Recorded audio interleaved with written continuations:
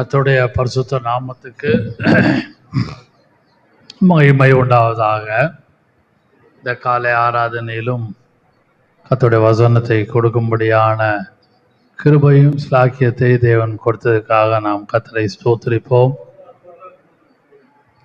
ரோமர் 8ஆம் அதிகாரத்தை நாம் தியானிக்கலாம்.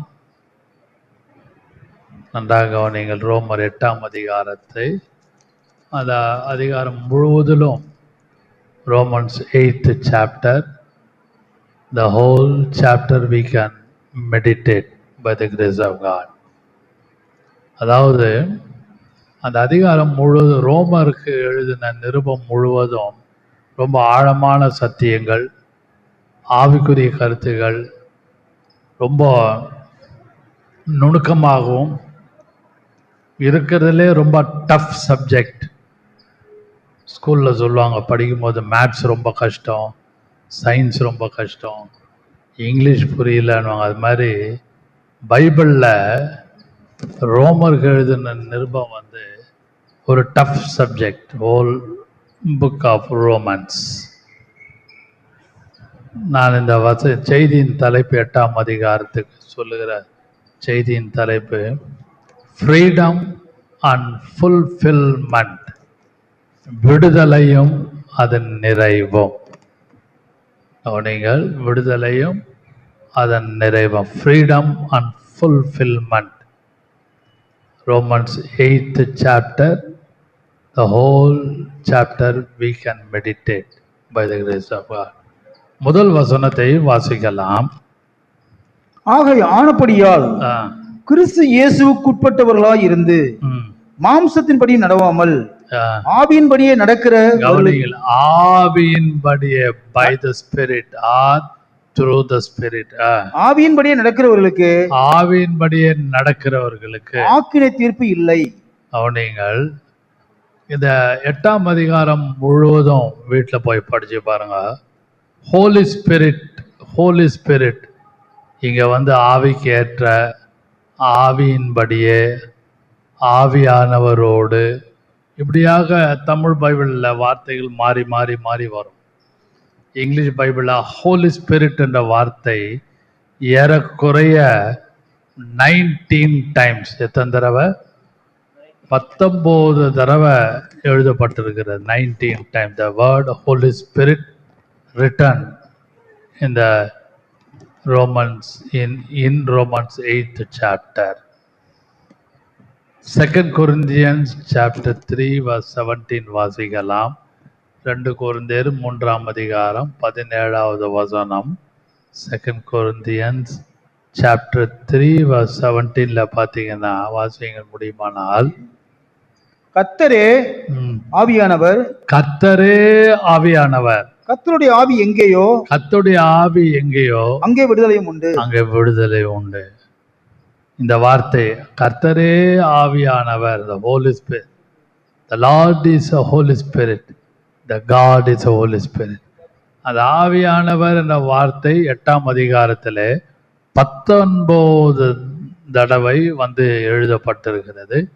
இங்கிலீஷ் பைபிளில் கிங் ஜேம்ஸ் வெர்ஷனில் படித்து பாருங்க.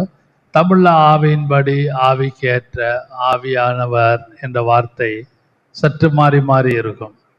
இங்கிலீஷ் பைபிளில் ஹோலி ஸ்பிரிட் என்ற வார்த்தை இட் கம்ஸ் ஆல்மோஸ்ட் 19 டைம்ஸ். நான் இந்த வசனத்தை, இந்த சாப்டர், இந்த அதிகாரத்தை, 8ஆம் அதிகாரத்தை ஆழ்ந்து படிக்கும் பொழுது இன்ட்ரடக்ஷனாக நான் சொல்லுகிறேன்.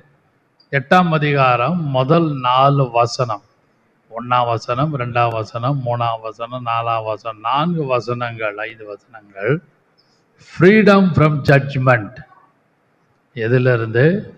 நியாய தீர்ப்பு, ஆக்கினை தீர்ப்பிலிருந்து ஒரு விடுதலை கிடைக்கிறது. First 4 verses denotes freedom from judgment, Romans 8th chapter. இரண்டாவதாக Romans 8th chapter 5 to 17 verses, 5 to 17 verses of Romans 8 denotes freedom from defeat, freedom from defeat. அதாவது தோல்வியிலிருந்து ஒரு விடுதலை.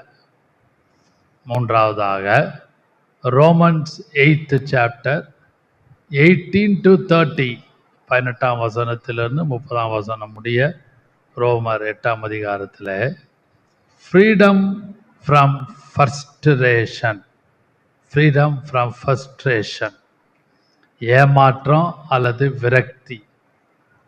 ஃப்ரீடம் ஃப்ரம் ஃபர்ஸ்ட்ரேஷன், அப்படியே விரக்தியாக இருப்போம், ஏமாந்து இருப்போம். இதிலிருந்து ரோமர் 8ஆம் அதிகாரம் 18ஆம் வசனத்திலிருந்து 30ஆம் வசனம் முடிய ஒரு விடுதலை கிடைக்கிறது. கடைசியாக 4வது குறிப்பு Romans 8th chapter 31 to 39, freedom from fear, freedom from fear, பயத்திலிருந்து விடுதலை. 31ஆம் வசனத்திலிருந்து 39ஆம் வசனம் முடிய. இந்த அதிகாரத்துக்கு ஒரு ஒரு இந்த 8ஆம் அதிகாரத்து ஒரு கீவேர்டு, ஒரு திறவுகோல் வசனம் இருக்கிறது. வாசியுங்கள். ரோமர் 8ஆம் அதிகாரம் 31ஆம் வசனம். இவைகளை குறித்து நாம் என்ன சொல்லுவோம்? தேவன் நம்முடைய பட்சத்தில் இருந்தால் நமக்கு விரோதமாக இருப்பவன் யார்? மறுபடியும் வாசியுங்கள். இவைகளை குறித்து நாம் என்ன சொல்லுவோம்? தேவன் நம்முடைய பட்சத்தில் இருந்தால், God is for us. If God is for, தேவன் நமது பட்சத்தில் இருந்தால் நமக்கு விரோதமாக இருப்பவன் யார்? இந்த மே மாதம் முதல் வாரத்திலே கர்த்தர் உங்க பட்சத்தில் இருக்கிறார். He is very near to you. He is very beside to you. He is always behind you. He is always before you. He is always above you. He is always underneath. அவர் உங்களை is always around you, உங்களை சுற்றிலும் சூழ காணப்படுகிறார். அன்பான கர்த்தருடைய பிள்ளைகளே, தேவன் என் பட்சத்தில் இராவிட்டால், வசனத்தில் தேவன் நம்முடைய பட்சத்தில் அல்லது என் பட்சத்தில் என்று சொல்லவில்லை, not in singular but in plural.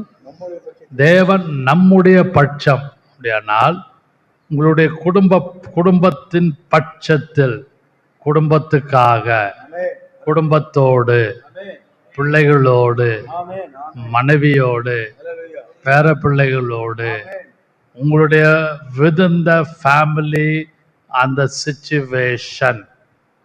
Maybe you got a 2 daughter, 3 daughter, 1 son, or 4 members, 3 members, or only 1 child. எப்படி வேணா இருக்கட்டும். ஆனால் தேவன் உங்களுடைய குடும்பத்தின் பட்சத்திலே இந்த மே மாதம் முழுவதும் இருக்கிறார். Not only in May, the whole life, உங்களுடைய ஜீவகாலம் முழுவதும் தேவன் உங்க பட்சத்தில், உங்க பக்கத்தில் இருக்கிறார். இந்த மே மாதம் 2026ஆம் ஆண்டு இந்த மே மாதத்திலே கர்த்தர் is always with you. அப்படியானால் God is for us. தேவன் எனக்காக இருக்கிறார், என் குடும்பத்துக்காக இருக்கிறார். நம்புறீங்களா?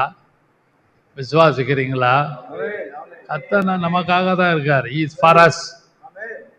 He is for me. He is for you. He is for all. அன்பான கர்த்தருடைய பிள்ளைகளே, நீங்களும் நானும் இதை நன்றாக உணர வேண்டும். நான் இந்த அதிகாரத்தை சற்று சுருக்கமாக தியானித்துக் கொண்டேன், ரொம்ப நீண்ட பிரசங்கமாக அல்ல. தேவன் நமது பட்சத்தில், நம்முடைய பட்சத்தில் இருந்தால், அப்படியானால் இருந்தால் அல்ல, he is with us, அவன் நம்மளோடு கூட இருக்கிறார் என்று நாம் நம்ப வேண்டும், விசுவாசிக்க வேண்டும். அப்படி இருக்கும் பொழுது முதலாவதாக, ஃபர்ஸ்ட் அண்ட் ஃபார்மோஸ்ட், நீங்கள் நன்றாக அதை யோசித்து பாருங்கள். 8ஆம் அதிகாரம் ரோமன்ஸ் முதல் குறிப்பு, ரோமன்ஸ் 8th chapter verse 32 வாசிங்க. தம்முடைய சொந்தமானவன் என்று பாராமல், சொந்த குமாரன் என்று பாராமல், நம்ம எல்லோருக்காகவும் அவரை ஒப்பு கொடுத்தவர், அவரோடு கூட மற்ற எல்லாவற்றையும் நமக்கு அவரோடு கூட மற்ற எல்லாவற்றையும் நமக்கு எப்படி அருளாதிருப்பது அப்படியானால் he proved it by giving. he proved it. முதல் குறிப்பில் நான் முக்கியமாக சொல்வேனானால் முதல் குறிப்பை நான் முக்கியப்படுத்துகிறேன். வாசிகள ரோமர் 8:31 32 அல்ல, the first point. ரோமர் 8:31 வாசிங்க. இவைகளை குறித்து நாம் என்ன சொல்லுவோம்? தேவன் நம்முடைய பட்சத்தில் இருந்தால் நமக்கு விரோதமாக இருப்பவன் யார்? முதல் குறிப்பு, அவர் நம்முடைய பட்சத்தில் இருந்தால். The first and foremost point, he is with us. God is for us. God is for you. God is for me. God is for all. தேவன் என்னுடைய நம்முடைய பட்சத்தில் இருந்தால் நமக்கு விரோதமாய் இருப்பவன் யார்? யாருமே விரோதமா இருக்க முடியாதுங்க. நம்மளா புலம்புவோம். நீங்களும் நானும் பொதுவாக முறுமுறுப்போம், புலம்புவோம், குறை பேசுவோம், எரிச்சல் அடைவோம், எழுத்து பேசுவோம், சாட்டி பேசுவோம், திட்டுவோம். இதுக்கெல்லாம் நாம் ஒரு பெரிய ஒரு கேப். காரணம் என்னவென்றால், கர்த்தர் என் பட்சத்தில் இருக்கிறார் என்பதை மறந்து பேசுறது. நல்லா கவனிங்கள். The 2026, the first Sunday of May 3rd. நல்லா யோசிச்சு பாருங்கள். கர்த்தர் என் பட்சத்தில் இருக்கிறார். நான் கோபப்பட மாட்டேன், நான் முறுமுறுக்க மாட்டேன், நான் எழுத்து பேச மாட்டேன், நான் சாட்டி பேச மாட்டேன், நான் எடுத்தோம் கவுத்தோன்னு மற்றவங்கள எதிர்த்து நிற்க மாட்டேன், யாவரோடும் சமாதானமாக இருப்பேன். வீட்டில் உள்ளவர்களோடு, first is in the house and then to the neighbor, then into the church also, and then to the in the job also. இங்கெல்லாம் நான் எப்படி இருக்கணும் யோசிக்க வேண்டும். கர்த்தர் என் பட்சத்தில் இருக்கிறார். He is for me. He is for us. என் குடும்பத்துக்காக கர்த்தர் என் பட்சத்தில் இருக்கிறார் என்று அந்த ஒரு சிந்தை, அந்த நோக்கம், அந்த எண்ணம் இருக்குமானால் கோபப்பட மாட்டோம், எரிச்சல் அடைய மாட்டோம், திட்ட மாட்டோம், நாம் வாய்க்கு வந்த மாதிரி பேச மாட்டோம். இந்த ஓய்வு நாளிலே, கர்த்தருடைய நாளிலே, மனமகிழ்ச்சி நாளிலே கர்த்தர் என்னோடு உங்களோடு இடைப்படுகிறார். என்ன இடைப்படுகிறார்? மகனே மகளே, கோபப்படாத, எரிச்சல் படாத, எழுத்து பேசாத, முறுமுறுத்து கொண்டு இருக்காத. முக்கியமாக வீட்டுக்குள்ள நான் பேசுறேன். வீடு தான் நமக்கு எப்பவுமே ஒரு எதிரி. மனைவி, பிள்ளைகள் எல்லாம் கர்த்தரால் கொடுக்கப்பட்ட ஒரு சுதந்திரமாக இருந்தாலும் வீடு தான் நமக்கு always first opponent. The first opponent எங்கன்னா வீடு தான். எங்க இருக்குன்னா வீடு தான். நம்ம எங்கேயோ யாரோ எதிராளி, எங்கேயோ நமக்கு பிரச்சனை, we are beating the bush here and there. No. நன்றாக யோசியுங்கள். நமக்கு முதல்ல ஒரு எனிமி, முதல்ல ஒரு அகைன்ஸ்ட் உருவாகிற இடம் எங்கன்னா வீடு தான். Either through wife or by husband or by children, sons and daughter, or daughter-in-law, or mother-in-law, or son-in-law.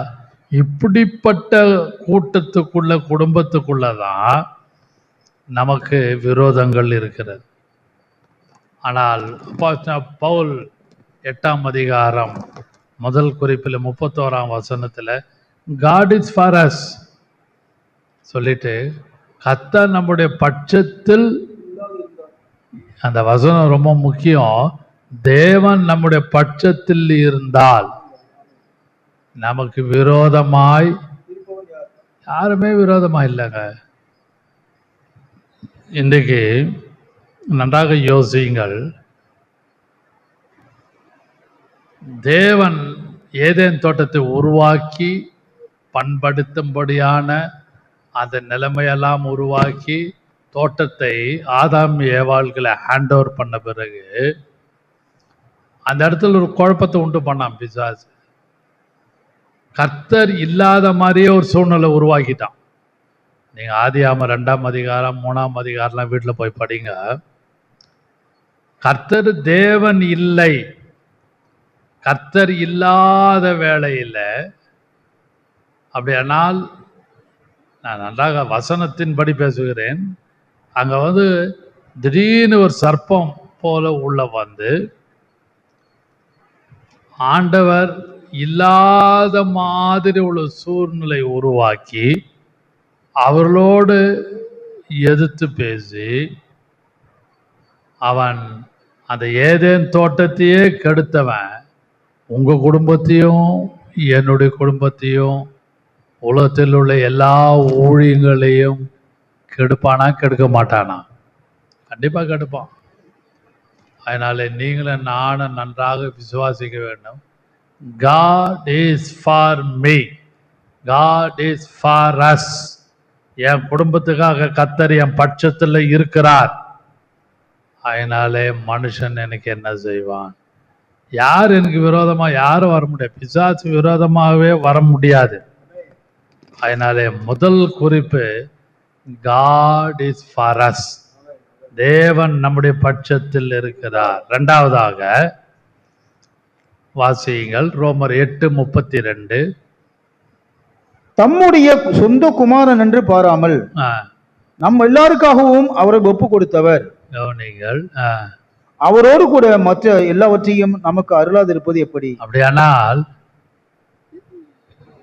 God is proving it. He proved it by giving his own son. தேவன் தம்முடைய குமாரனை கொடுத்து அவர் அப்படியே என்டாஸ் அவர் ப்ரூவ் பண்றாரு. என்ன prove பண்றாரு? வசனம் மறுபடியும் வாசியுங்கள் 8:32.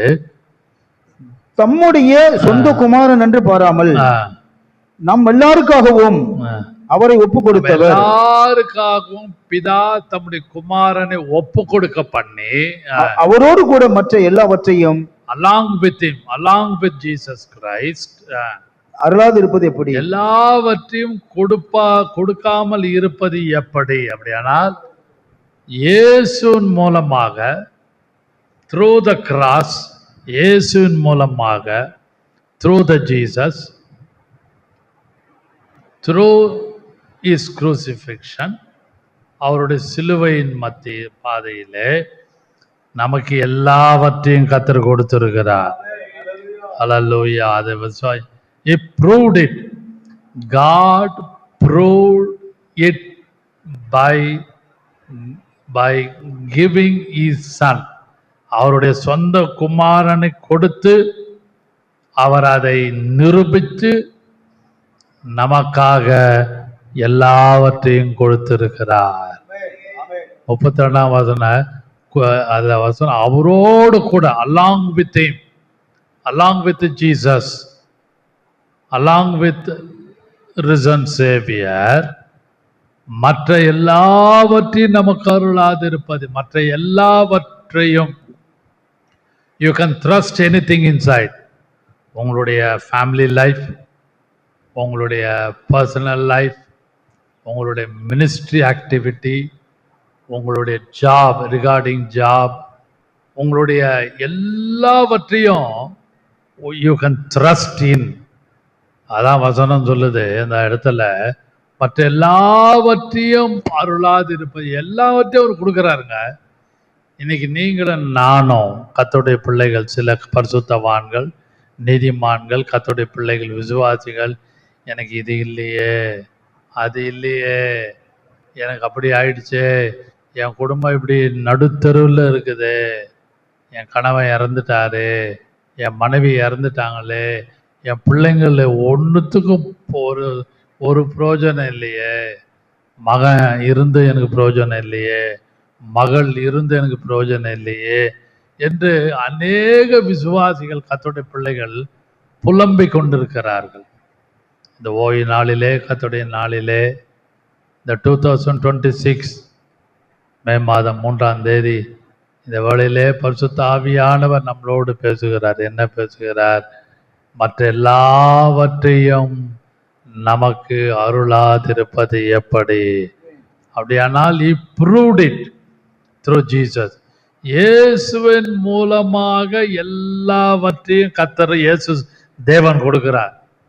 அதனால்தான் வசனம் சொல்லுகிறது, முதலாவது தேவனுடைய ராஜ்யத்தையும் அவருடைய நீதியும் தேடுங்கள், இவள் எல்லாம் உங்களுக்கு கூட added unto you, கூட கொடுக்கப்படும். அருளாது இருப்பது எப்படி? அந்த வசனத்தை, அந்த வார்த்தையும், முதலாவது தேவனுடைய ராஜ்யத்தை நீதியும் தேடுங்கள், அப்பொழுது உங்களுக்கு இவைகளெல்லாம் கூட கொடுக்கப்படும், எல்லாம் கிடைக்கும். Are you seeking the kingdom of God early in the morning? கர்த்தருடைய ராஜ்யத்தை, கர்த்தரையும் அதிகாலையில தேடுகிறோமா? யோசித்து பாருங்க. Are we seeking early in the morning? அதிகாலையிலே எழும்பும் பொழுது குறைஞ்சபட்ச படுக்கையில இருந்தாவது கர்த்தரை தேடுறோமா? எழும்பி முட்டி போட்டு ஜெபிப்பது ரொம்ப கஷ்டம் உடனே. ஆனாலும் நன்றாக உங்களுடைய படுக்கையிலே யோசித்து, ராட்சாமங்களிலே கர்த்தாவே நான் உம்மை நம்புகிறேன், உம்மை தேடுகிறேன் ஐயா, உம்மை பின்பற்றுகிறேன் ஐயா, உமக்காக என்னையும் என் குடும்பத்தையும் ஒப்பு கொடுக்கிறேன், என் பிள்ளைகளை ஒப்பு கொடுக்கிறேன், என் குடும்பத்தில் இருக்கிற அனைவரையும் ஒப்பு கொடுக்கிறேன் என்று நீங்கள் சொல்லும் பொழுது உங்களுக்காக அருளாதிருப்பது எப்படி? உங்களுக்காக அவர் மற்ற எல்லாவற்றையும் உங்களுக்காக கொடுப்பார். உங்களுடைய ஆவிக்குரிய ஜீவியமானாலும், உங்களுடைய குடும்ப ஜீவியமானாலும், உங்களுடைய பிள்ளைகளை குறித்தானாலும், உங்களுடைய எதிர்காலத்தை குறித்தானாலும், உங்களுடைய ஊழியத்தை குறித்தானாலும், என்னென்ன செய்யணுமோ you will give. மற்ற எல்லாவற்றையும் proved it. அதை கர்த்தராக இயேசு கிறிஸ்துவின் மூலமாக தேவன் நிரூபித்திருக்கிறார். அதை ஆக்கம் பவுல் சொல்லுகிறார் ரோமர் 8:32. மூன்றாவதாக ரோமர் 8ஆம் அதிகாரம் 34வது வசனம் வாசியுங்கள். குறிப்பை மட்டும்தான் நான் சொல்லி கடந்து போகிறேன். ஆக்கினைக்குள்ளாக தீர்க்கிறவன் யார்? கிறிஸ்துவே மரித்தவர், அவரே எழுந்தும் இருக்கிறவர், அவரே தேவனுடைய வலது பாரிசத்திலும் இருக்கிறவர், நமக்காக வேண்டுதல் செய்கிறவரும் அவரே. மறுபடியும் வாசிக்கலாம். ஆக்கினைக்குள்ளாக தீர்க்கிறவன் யார்? கிறிஸ்துவே மரித்தவர், அவரே எழுந்திரும், கிறிஸ்துவே மரித்தவர், அவரே எழுந்தும் இருக்கிறவர், அவரே தேவனுடைய வலது பாரிசத்தில் இருக்கிறவர், அவரே himself sitting on the right hand of God. He is seated on the right hand of God. நமக்காக வேண்டுதல் செய்கிறவரும் அவரே. And also he is pleading for us. நமக்காக வேண்டுதல் செய்கிறவர். அப்படியானால் the son is for us. அவருடைய குமாரன் நமக்காக இருக்கிறார். அவருடைய குமாரன், his son, தேவன் உடைய குமாரன். அதனால்தான் சொல்லுகிறது, தேவன் தம்முடைய ஒரே பேரான குமாரனை விசுவாசிக்கிறவன் எவனோ, யோவான்ல எழுதப்பட்டிருக்கிறது நன்றாக தெரியும், விசுவாசிக்கிறவன் எவனோ அவன் கெட்டு போகாமல் நித்திய ஜீவனை நமக்கு கொடுத்திருக்கிறார். முடியுமானால் வாசிக்கலாம். யோவான்ல எழுதப்பட்ட வசனம் அது. யோவான் இருங்க வசனத்தை சொல்லுங்க. யோவான் 3:16 3ஆம் அதிகாரம், தெரிந்த பகுதி 3ஆம் அதிகாரம் 16வது வசனம். தேவன் தம்முடைய ஒரே பேரான குமாரனை விசுவாசிக்கிறவன் எவனோ அவன் கெட்டு போகாமல் நித்திய ஜீவனை அடையும்படிக்கு அவரை தந்தருளி. கவனிங்கள், அவரை தந்தருளி, அதான் ரொம்ப முக்கியம். அவரை தந்தருளி இவ்வளவாய் உலகத்தில் அன்பு கூர்ந்தார். இவ்வளவாய் அன்பு கூர்ந்தார்னா இயேசு கிறிஸ்துவை மட்டும் ஒன்லி ஜீசஸ், இயேசுவை மட்டும். அதான் அந்த வசனம் 34ல வார்த்தை எழுதப்பட்டிருக்கிறது. மரித்தவர் கிறிஸ்துவே, மரித்தவர் அவரே எழுந்திருக்கிறவர், அவரே தேவனுடைய வலது பார்சல் இருக்கிறவர், அவரே வலது is in right hand of God. நமக்காக வேண்டுதல் செய்கிறவரும் அவரே. வேண்டுதல் இஸ் ப்ளீடிங் ஃபார் us. அப்படியானால் தேவன் தம்முடைய குமாரனை விசுவாசிக்கிறவன் எவனோ, அதாவது தேவன் தம்முடைய ஒரே பேரான ஒன்லி இசன், அந்த இயேசுவை விசுவாசிக்கிறவனுக்கு எல்லாமே இருக்கு. அவர் வேண்டுதல் செய்கிறார் உங்களுடைய குடும்பத்துக்காக. He is pleading for us. அவர் சிலுவையில் அடிபட்டு பின்பு அடக்கம் பண்ணப்பட்டு பின்பு உயிரோடு எழுந்து நமக்காக வலது பாரிசத்திலே பிதாவினிடத்திலே உட்கார்ந்து கொண்டு உங்களுக்காகவும் உங்க குடும்பத்துக்காகவும் பிள்ளைகளுக்காகவும் உங்களுடைய சூழ்நிலைக்காகவும் அவர் ஆல்வேஸ் ப்ளீடிங் ஃபார் யூ. அவர் உங்களுக்காக வேண்டுதல் செய்து கொண்டிருக்கிறார். த சன் இஸ் ஃபார் அஸ்.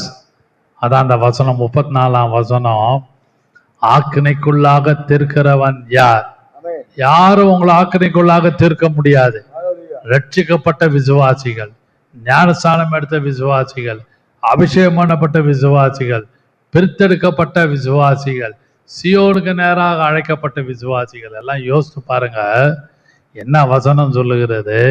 அவர் வேண்டுதல் செய்கிறார், அவர் எழுந்திருக்கிறவர், அது மட்டுமல்லாமல் அவர் வலது பாரிசத்தில் இருக்கிறவர், அது மட்டுமல்லாமல் அவர் கிறிஸ்துவே மரித்தவர். He died for us and also he is risen for us. He is risen for us and also he is pleading for us. நமக்காக வேண்டுதல் செய்து கொண்டிருக்கிறார்.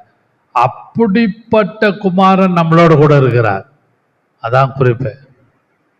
மூன்றாவது குறிப்பு என்னவென்றால், அப்படிப்பட்ட ஒரு குமாரன். அல்லேலூயா. இதெல்லாம் நீங்களும் நானும் ஒவ்வொரு நாளும் விசுவாசிக்க வேண்டும். நான்காவதாக ரோமர் 8:28 வாசியுங்கள். 8:28. அன்றியும் அவருடைய தீர்மானத்தின்படி அழைக்கப்பட்டவர்களாய் தேவனிடத்தில் அன்பு கூறுவர்களுக்கு சகலமும் நன்மைக்கு ஏதுவாய் நடக்கிறது என்று அறிந்திருக்கிறோம். மறுபடியும் வாசிக்கலாம். ரோமர் 8:28. அன்றியும் அவருடைய தீர்மானத்தின்படி அழைக்கப்பட்டவர்களாய் தேவனிடத்திலே அன்பு கூறுவர்களுக்கு சகலமும் நன்மைக்கு ஏதுவாக நடக்கிறது என்று 23 வாசிங்க. 23 வாசிங்க. 23. அதுவும் அல்லாமல் ஆவியின் முதற் பலன்களை பெற்ற நாமும் கூட நம்முடைய சரீர மீட்பாகிய புத்திர சுவிகாரம் வருவதற்கு காத்திருந்து நமக்குள்ளே தவிக்கிறோம். அந்த நம்பிக்கையினாலே 24. அந்த நம்பிக்கையினாலே நாம் ரட்சிக்கப்பட்டிருக்கிறோம். காணப்படுகிறதை நம்புகிறது நம்பிக்கை அல்ல.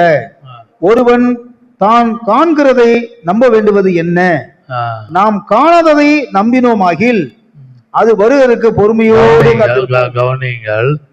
நாம் எல்லாரும் சரீர மீட்புக்காக புத்திர ஸ்வீகாரம் வருகிறதற்கு காத்திருந்து நமக்குள்ளே தவிக்கிறோம். அப்படியானால் நமக்குள்ளே ஒரு தவிப்பு இருக்கிறது. ரோமர் 8:23, 24 வாசிச்சு பார்த்தீங்கன்னா நமக்குள்ளே ஒரு ஃபஸ்ட்ரேஷன், நமக்குள்ளே என்ன இருக்கிறது? ஒரு ஃபஸ்ட்ரேஷன், ஒரு தவிப்பு இருக்கிறது. பாரம் சுமந்து தவிக்கிறோம். அல்லேலூயா. 22, 23, 24 அப்புறம் வாசிச்சு பாருங்க. சரீரம் மீட்புக்காக காத்து கொண்டிருந்து தவித்து கொண்டிருக்கிறோம்.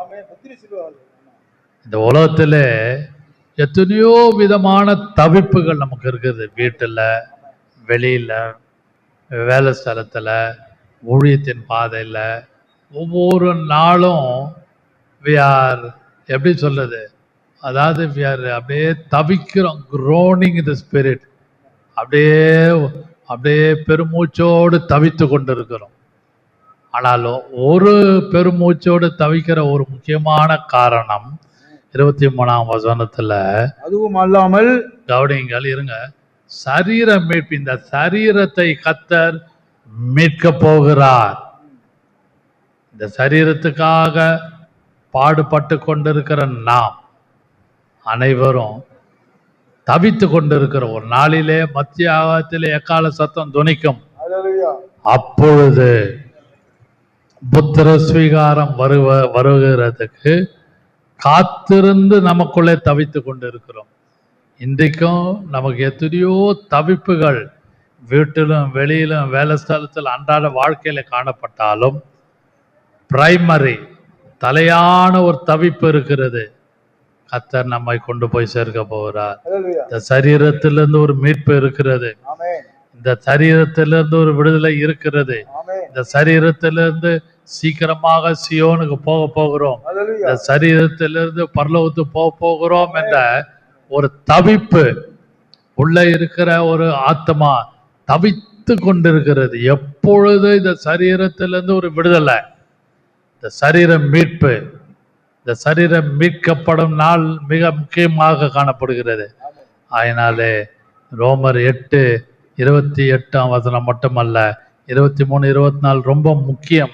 8:23, 24 அந்தபடியே இந்த ஆவினாலே முதற் பலன்களை பெற்ற நாம் ஒவ்வொரு நாளும் தவித்து கொண்டிருக்கிறோம்.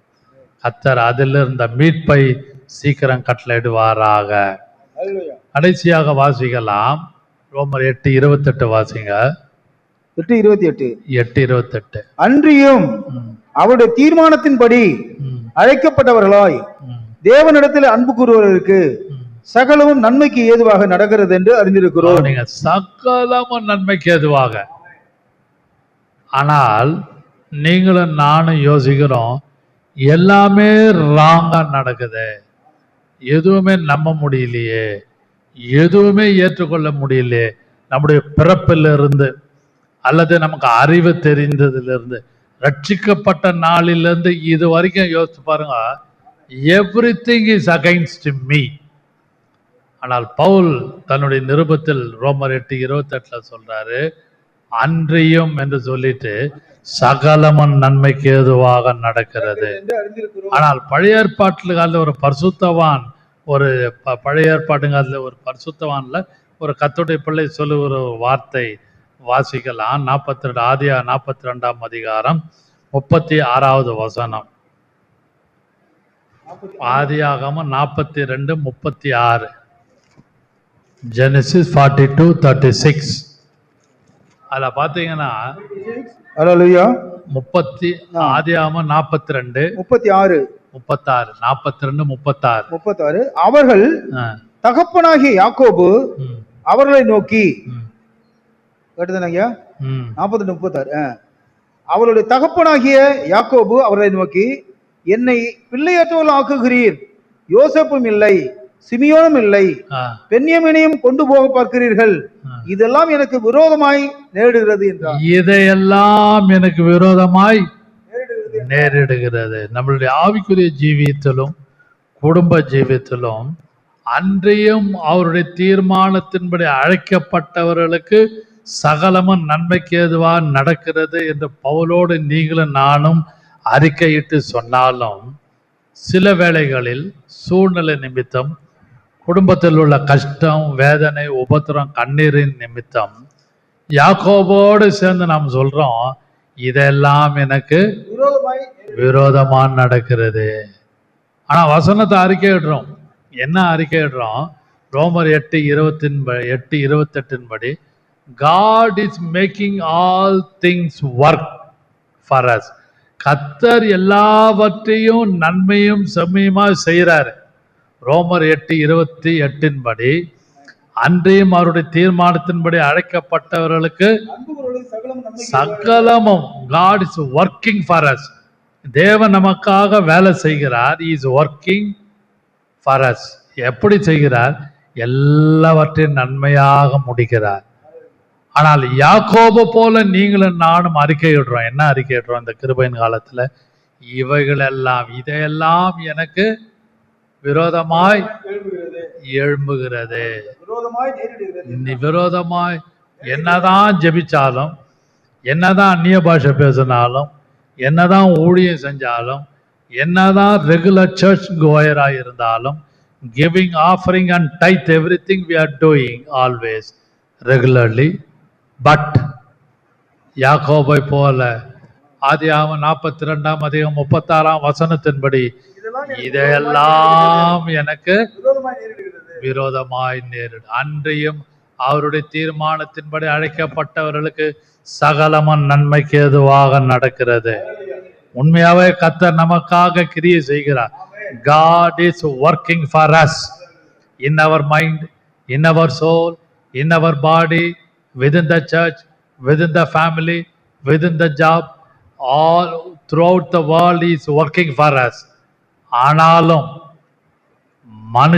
மனுஷனாகிய நீங்களும் நானும் மாம்சத்திலே சில வேளைகளிலே அதரியத்தோடு சோர்வோடு இதெல்லாம் எனக்கு விரோதமாக நடக்கிறது என்று அறிக்கையிட்டு புலம்புகிறோம். ஆனால் தேவன் அப்படி நம்மிடத்தில் எதிர்பார்க்கவில்லை.